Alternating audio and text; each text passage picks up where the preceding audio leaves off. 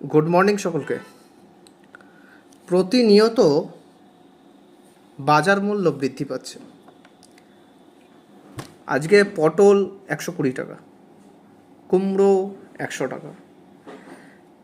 দেখা যাচ্ছে যে 100 টাকার নিচে কোনো সবজি পাওয়া যাচ্ছে না। দুদিন পরে সেটা 200 হবে, 3 দিন পরে সেটা 500 হবে, কিন্তু আপনার রোজগার একই জায়গায় থেকে যাচ্ছে।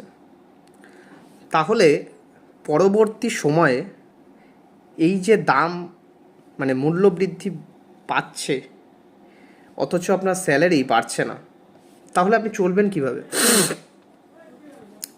একই মাইনের মধ্যে যদি সচ্ছলভাবে চলতে হয় তাহলে সঠিকভাবে ইনভেস্ট করতে হবে।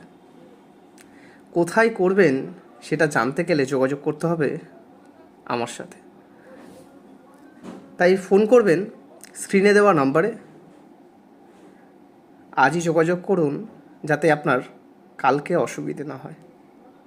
ধন্যবাদ।